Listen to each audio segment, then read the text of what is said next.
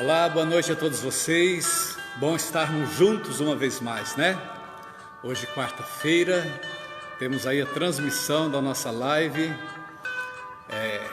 no horário do culto, né? 7h30, normalmente nós começamos o nosso culto, mas hoje, uma vez mais, estamos transmitindo a live pelo fato ainda de estarmos nesse recesso aí.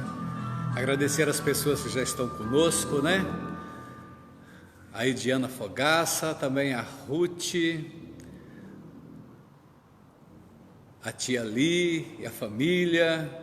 Que bom, vai entrando aí, vai preparando aí a sua sala com vídeo, vai convidando pessoas, né? Vai falando que está começando aí a Jazimar, né? Que está começando aí mais uma live, a transmissão da Palavra de Deus, aqui da segunda IEQ, transmitindo para a segunda e terceira IEQ de José Bonifácio, para toda a região. Aonde estiver alcançando aí, né? Alcançando pessoas, que você possa estar compartilhando aí. O Marcos Basto também está nos acompanhando, mas vamos nos preparando aí para que nesta noite Deus possa estar falando conosco. Você crê que Deus fala com o homem? Eu creio que Deus fala com o homem, né? E o título da nossa mensagem hoje é Casa de Misericórdia, série Palavras de Vida, tá? Quando você quiser assistir um dos nossos vários vídeos, você coloca lá, busca lá no YouTube Palavras de Vida, Pastor Antoninho Zorzi, e lá você vai ver uma sequência, inúmeros vídeos, todos numerados, viu? Palavras de Vida, número 1 e o título da mensagem. E aproveita e já se inscreva no canal lá, e deixa lá um like, para que você possa nos ajudar então a desenvolver esse canal, para estarmos alcançando mais pessoas. O nosso intuito é estar levando a palavra de Deus. Muitas pessoas precisam de ouvir a palavra de Deus, principalmente nesse tempo, né? Um tempo difícil que as pessoas estão vivendo. A gente sabe que até a violência aumentou consideravelmente, né? Nós temos informação de pessoas que trabalham na polícia. Nós fazemos o trabalho com os bombeiros na sexta-feira, às 7h. Eu faço o trabalho de capelania aqui, prego para os bombeiros às 7h30, 7h na sexta-feira, e também para a polícia militar às 9h.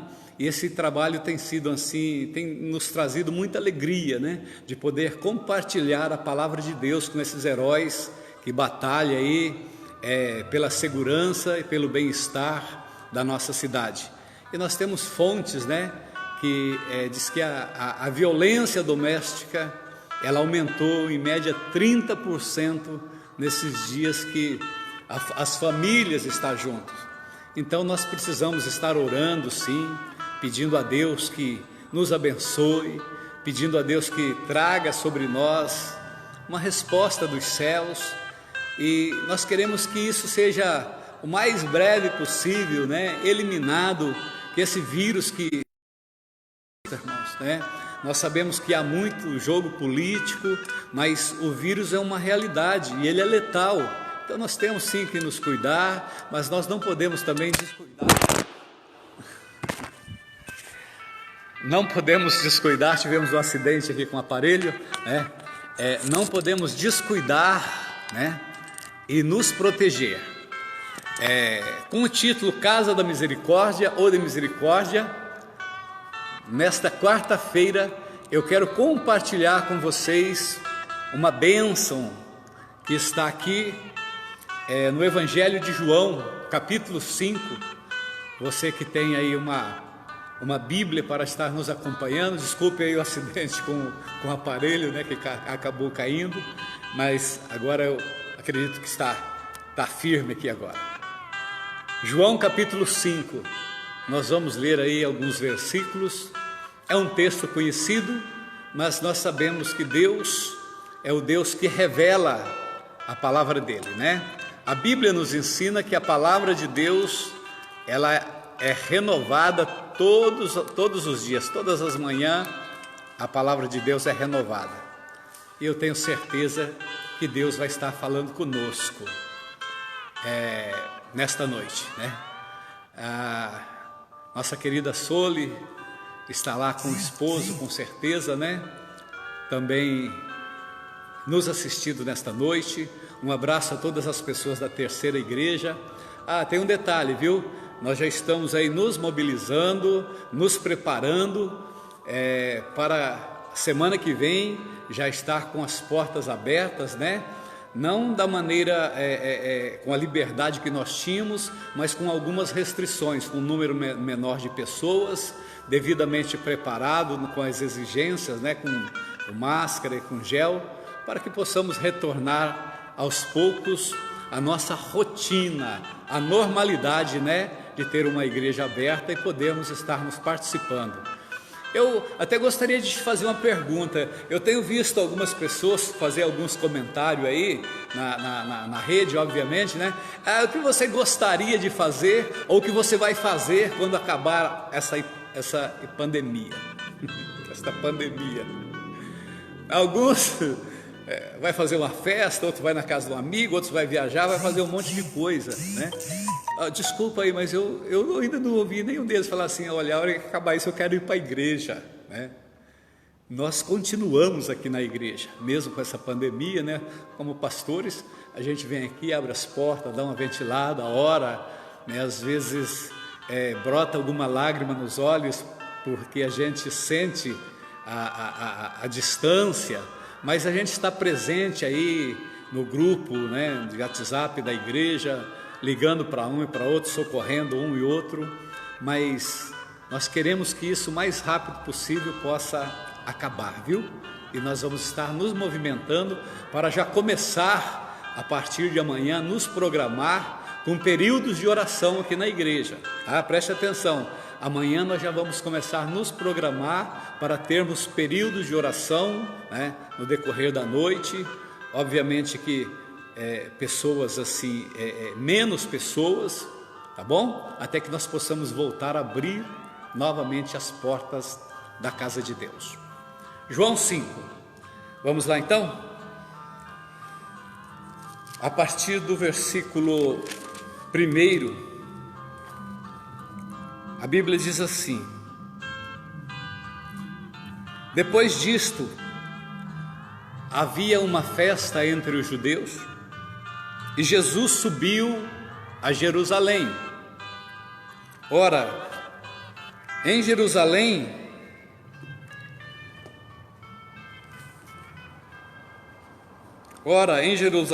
há, próximo à porta das ovelhas, um tanque chamado em hebreus Betesda, o qual tem 5 alpendres, e nesse jazia grande multidão de enfermos, de cegos, aleijados, ressecados, esperando o movimento das águas.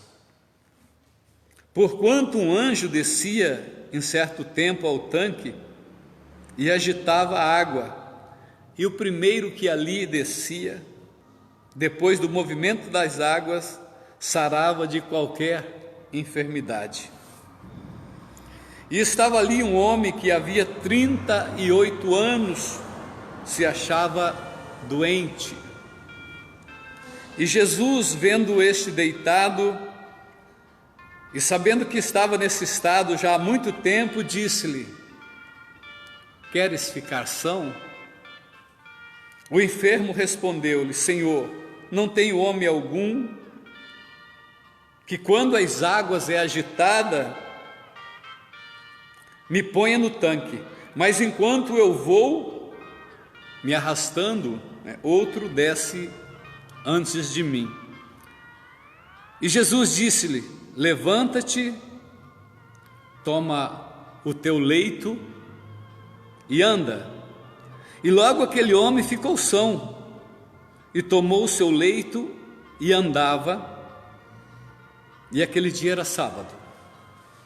Eu quero que você segure aí a sua Bíblia aberta, porque vamos dar continuidade, né? Vamos dar continuidade nessa leitura. Veja bem, irmãos, que Jesus ele está em Jerusalém nesse dia da festa. E ali, aqui o escritor João, ele faz um comentário, que havia ali um lugar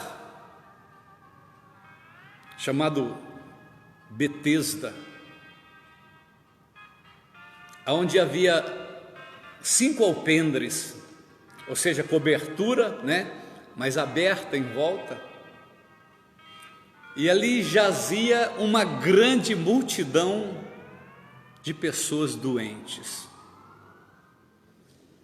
Eu quero entrar num ponto nesta noite para fazer um questionamento para nós, porque Jesus ele chega, ele vê ali muitos doentes,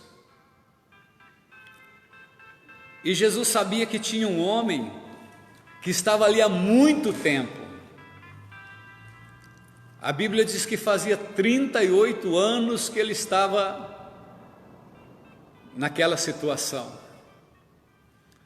E Jesus faz uma pergunta objetiva e direta para ele: queres, ficar são? E o homem ele recebe aquela pergunta, ele não sabia quem era Jesus. Ele tem aquela pergunta como uma pergunta normal que talvez ele já havia ouvido dezenas ou talvez centenas de vezes pelo fato dos anos que ele estava doente. Poderia ser mais uma pessoa chegar ali e dizer: poxa, quanto tempo você está assim? Eu estou há 38 anos. E você? Eu estou aí 1 década, 2 décadas. E podia assim se comunicar, contando um para o outro seus lamentos, às vezes reclamando e muitos se vitimizando pelo fato de não haver ali um companheirismo, porque sempre aqueles que tinham mais mobilidade, eles faziam questão de entrar primeiro. Ninguém queria pegar alguém doente para colocar lá para que fosse curado. A pessoa que estava ali também estava doente, e obviamente ela entraria primeiro do que o outro. Eu acredito que havia até uma disputa, um empurra, para ver quem entrava primeiro ali, porque é isso que a palavra ensina. E muitos ali ficavam até se vitimizando, tendo ali uma autopiedade de si mesmo, ou contando para os outros o seu sofrimento. Mas veja bem que agora chega alguém e pergunta para aquele homem: você quer ficar são? E aquele homem não sabe quem está falando com ele. Aquele homem simplesmente ele responde para Jesus: olha, querer eu quero,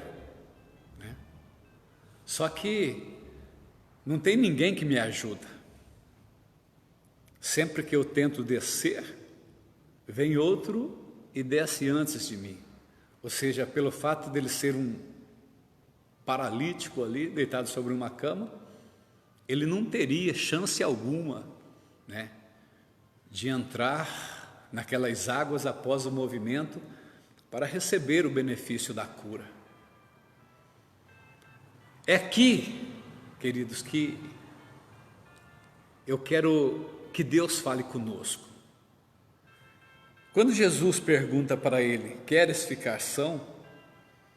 Ele conta essa história para Jesus, a dificuldade dele.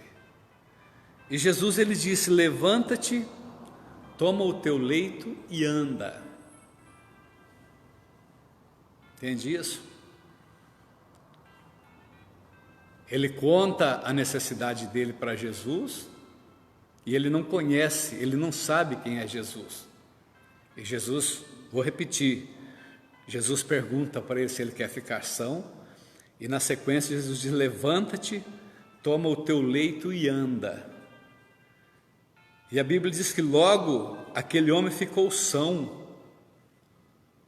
Ou seja, aquela palavra que Jesus deu, ela surtiu um efeito naquele homem. Quando Jesus disse essas palavras, levanta, toma o seu leito e anda, aquele homem não sabia quem falava com ele, mas veja bem o poder desta frase que foi pronunciada aos ouvidos daquele que estava deitado no chão. Se aquele homem soubesse que era um grande profeta que estava ali, talvez ele ficasse olhando, aguardando que o profeta fosse fazer uma oração por ele, tocar nele e curar ele, porque o natural seria isso. Mas estava ali diante dele um estranho. Ele não conhecia, não sabia quem era Jesus. E quando Jesus ele recita essas palavras, levanta, toma o teu leito e anda, aquele homem ficou são. Dá para parar para pensar isso, né, irmãos?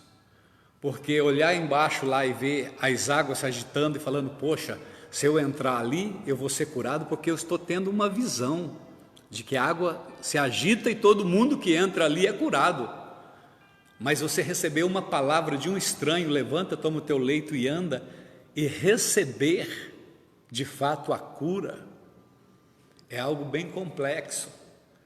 Então a gente vê que não dependia da fé daquele homem, da situação daquele homem, o tempo que ele estava ali esperando, não foi por piedade dele que Jesus fez isso, tá? Por merecimento.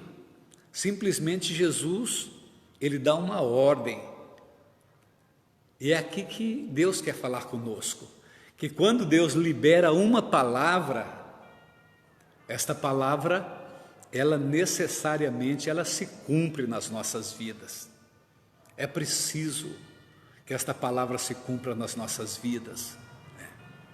Havia uma associação do estado daquele homem com a maneira de vida que ele levava. Nós vamos ver a partir do versículo, agora 14, nós paramos aí no versículo 10, e nós vamos até o versículo 14 ou 15, né? Vamos ver o que associa esse homem naquela paralisia, naquela doença que ele tinha, para saber qual foi o efeito da frase, levanta-te, toma o teu leito e anda. Se essas foram as palavras, se Jesus através dessas palavras disse receba a cura, ou se Jesus através dessas palavras disse os teus pecados que te cativa nesse corpo doente, paralítico, são tirados agora, porque eu determino com a minha autoridade. Então muitas vezes, quando nós não acharmos o que está escrito, ou apenas nós lermos na linha, ou em linha, e não conseguir interpretar, nós precisamos ler nas entrelinhas, porque a maneira que está escrito muitas vezes não justifica, a nossa leitura daquilo que está escrito não justifica o acontecimento, mas a entrelinha, ou as entrelinhas, elas têm reforçado esta visão, ou esse entendimento daquilo que o próprio Cristo fala para aquele homem. Por isso nós temos que estar atento, com a nossa visão alargada, com o nosso pensamento, aberto para Cristo. Você lembra que esses dias que nós pregamos aí a parábola do semeador? E teve uma parte que eu comentei, o Senhor Jesus disse, eu falo em parábolas para que eles escutando, eles não escutem, vendo, não vejam, porque eles estão com o coração endurecido. Veja, por mais que Jesus se esforçasse, nesse caso, eles não veriam, eles não queriam. E quando a pessoa não quer, ela não quer. Mas nós temos que estar atentos àquilo que o Senhor fala contigo, aquilo que o Senhor fala conosco esta noite.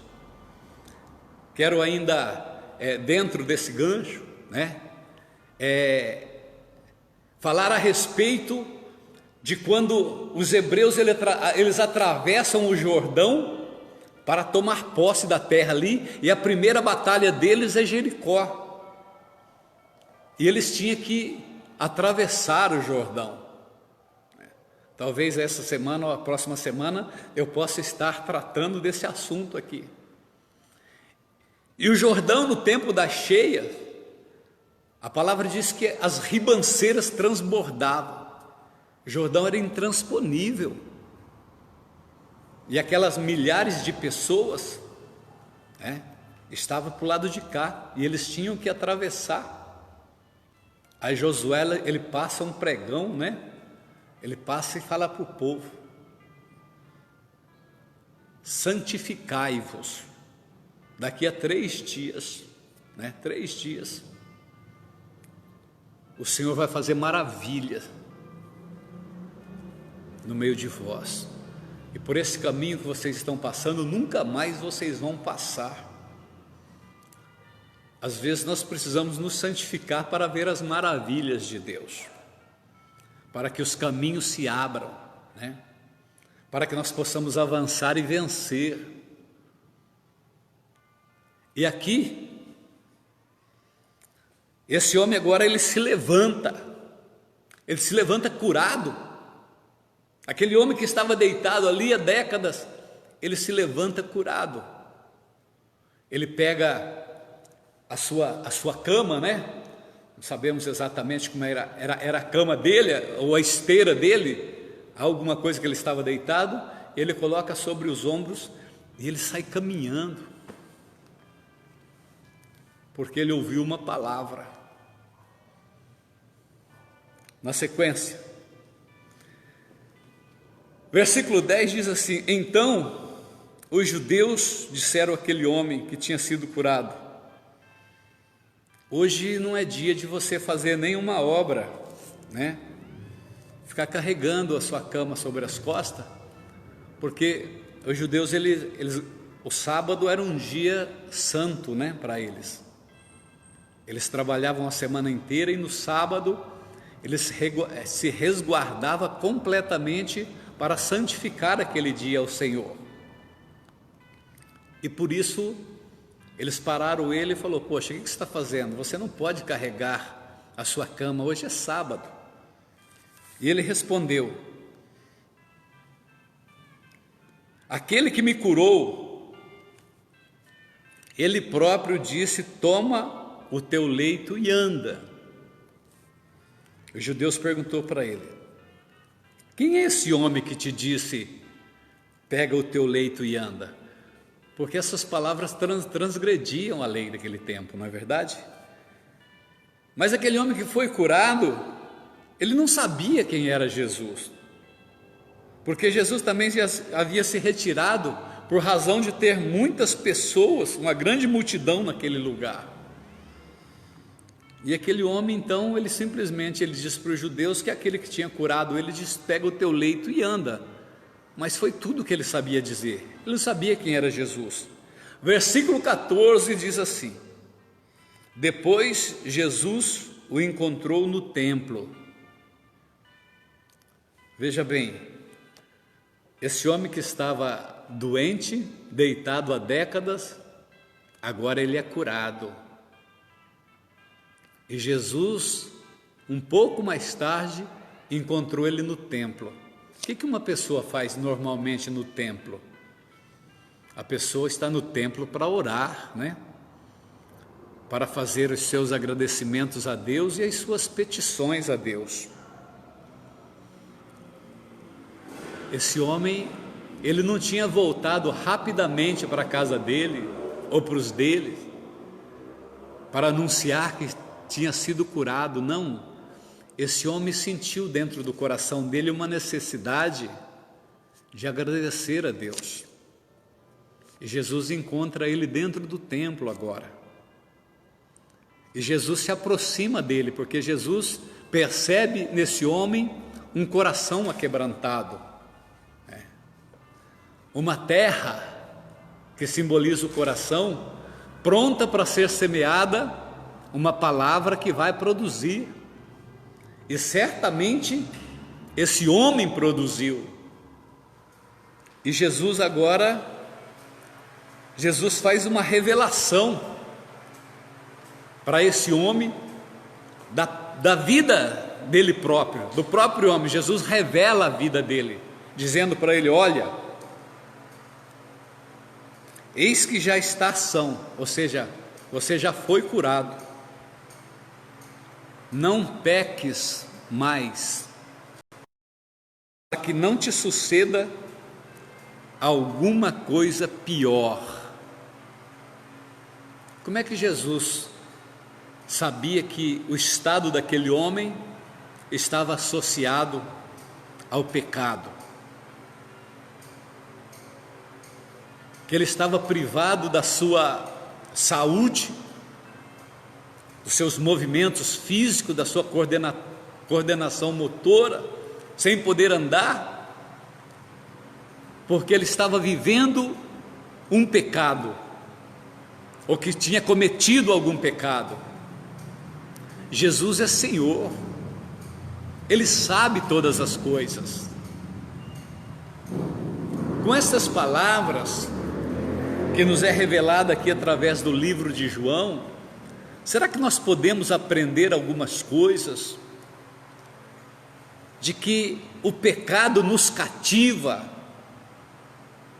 nos impede de sermos livremente, viver livremente e de sermos abençoados, de termos uma saúde, uma condição de ter uma família perfeita que nos alegra, todos ao redor da mesa, filhos saudáveis, planos e projetos, que se tornam reais.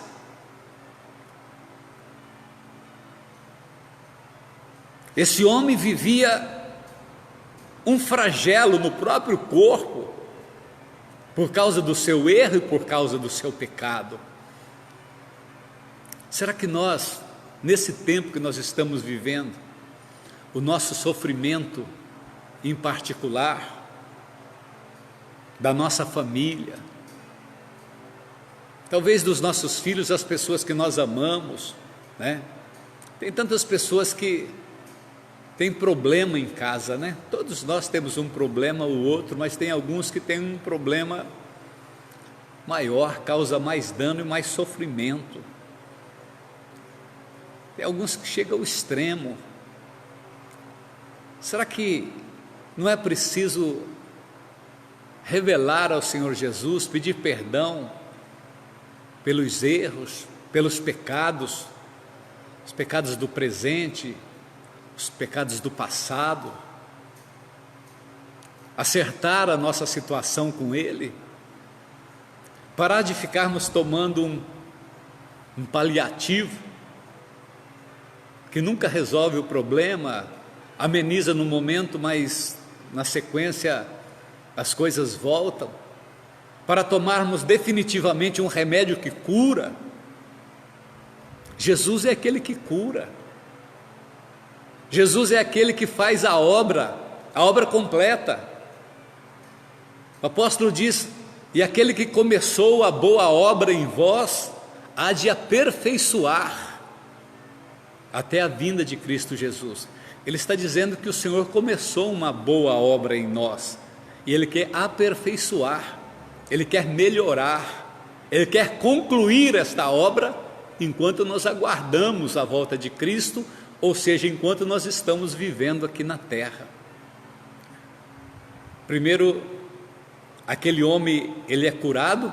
Então aquelas palavras que Jesus disse: levanta, toma o teu leito e anda, significa o pecado ou os seus pecados que você cometeu, que te levou a estar nesse estado há décadas, eu perdoo agora.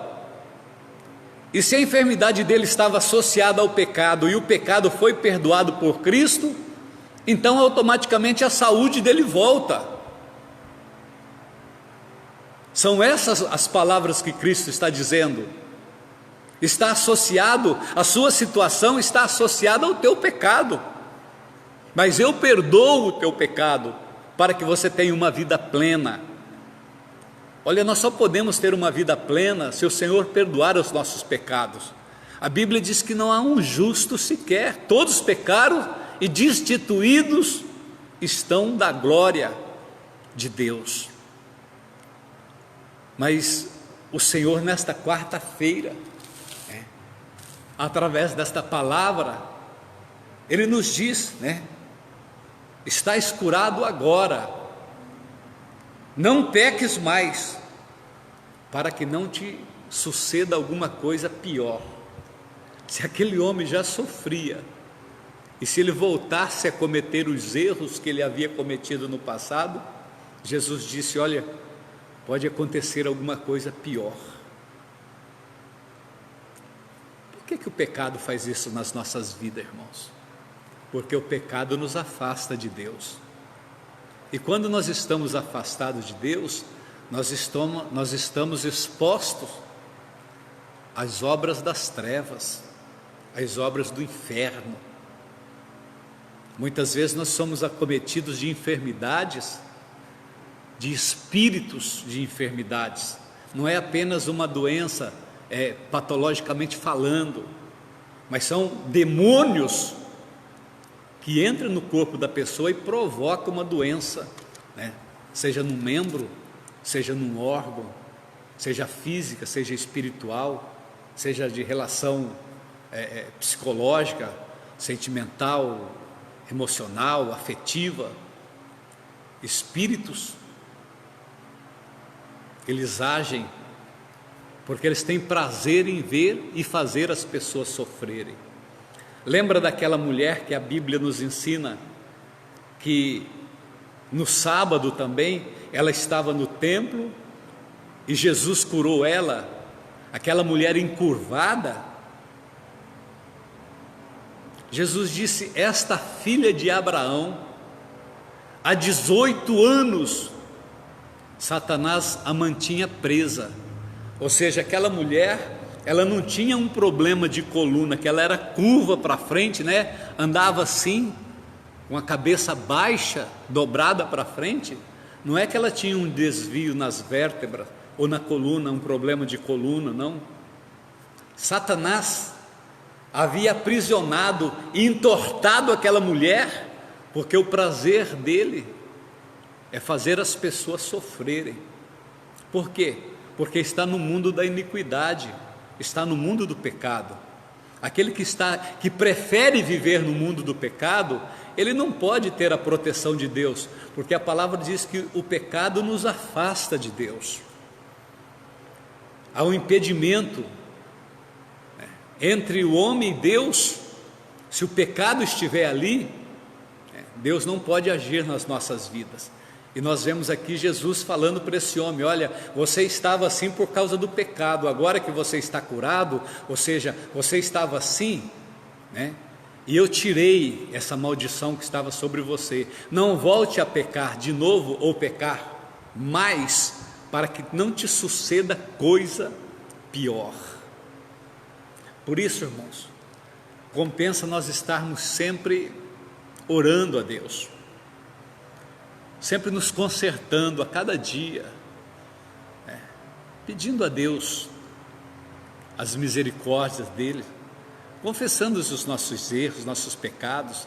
Não tenha medo, não tenha vergonha de confessar os teus pecados e a tua fraqueza. A Bíblia nos ensina lá em Tiago, que nós devemos ainda confessar os nossos pecados uns para os outros e orarmos uns para os outros para sermos curados.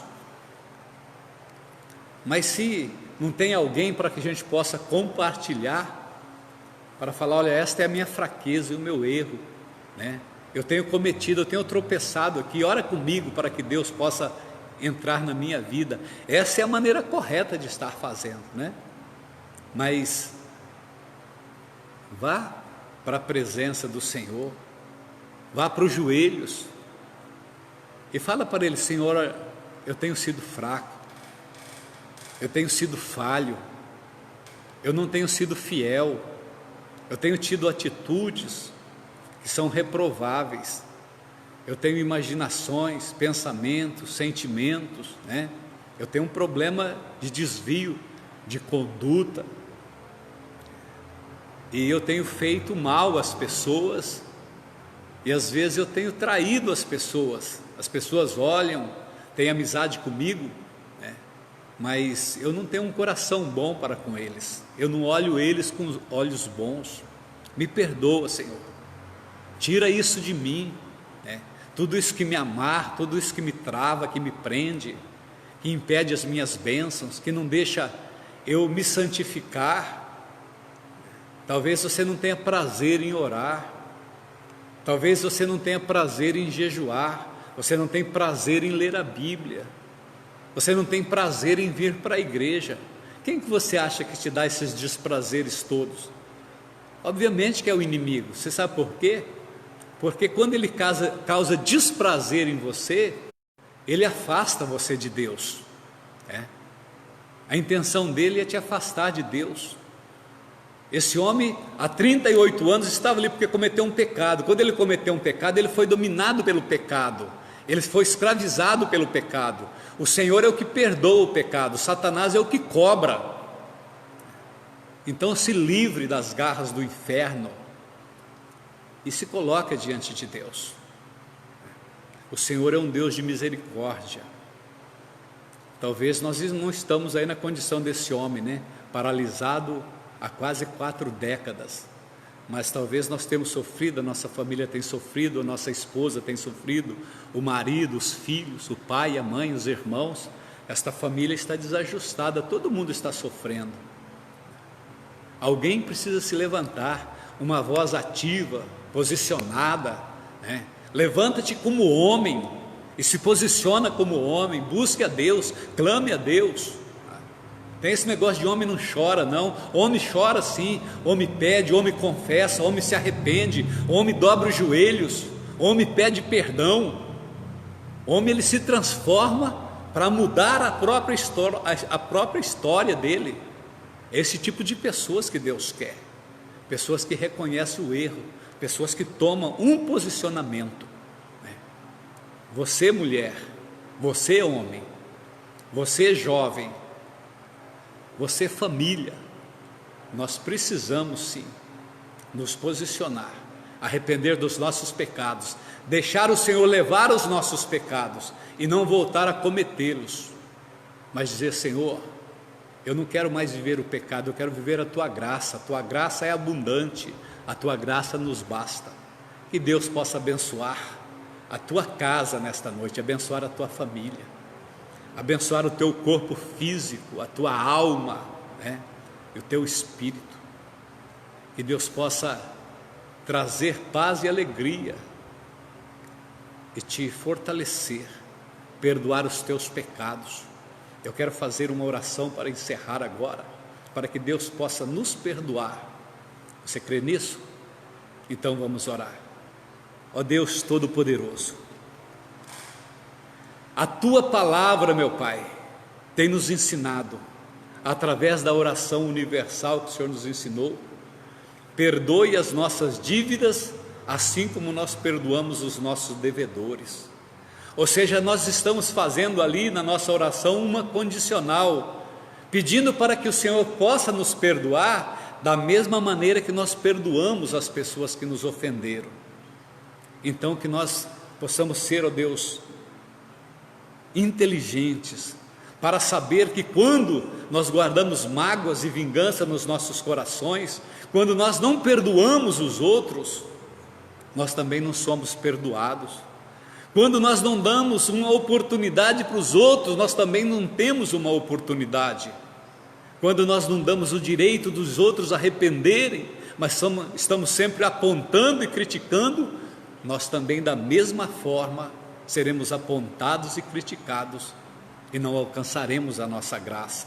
Nos ensina a abrir os nossos corações, ó Pai, e perdoar, compreender aqueles, ó Deus, que são fracos na fé, aqueles que ainda não conheceram, ó Deus, Por isso nós queremos interceder, em primeiro lugar para nós, nos fortaleça, ó Deus, tire toda a maldição, toda a trava que está sobre nós, nos dê, Senhor, entendimento e capacidade de compreender, e nos abençoa, para que nós possamos amar o perdido, as almas que precisam de misericórdia, ó Deus, para que nós possamos alcançar aqueles, ó Deus, que talvez até agora nós temos enxotados, dizendo, essa pessoa não merece, não se esforça, não vale nada.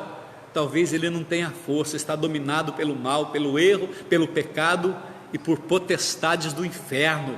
Meu Deus, nos fortaleça e faça de nós seres humanos, filhos de Deus, cristãos, dotados da fé e da verdade que vem dos céus, para que possamos, ó Deus, atingir o ponto alto, o ápice da fé daquele que crê em Deus, para que possamos ser, ó Deus, abençoadores, propagadores do amor, do evangelho e da tua palavra. É o que nós te pedimos, ó Deus, que a bênção do Senhor alcance cada família nesta noite. Receba aí na tua casa a tua bênção, sobre a tua vida. Eu abençoo a tua vida agora. Coloca a mão na cabeça aí, ó. Abençoa a tua vida nesse momento, teu corpo físico, viu? Eu abençoo a tua alma, eu abençoo a tua casa. Eu rogo ao Senhor que te alcance e te dê a paz, que a graça e a paz do Senhor Jesus Cristo esteja na vida de cada um de vocês. Deus os abençoe. Amanhã, quinta-feira, 6h, estaremos aqui com o momento da prece.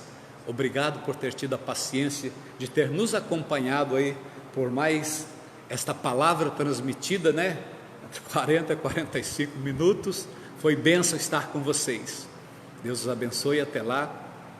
Fiquem todos na paz, em nome de Jesus.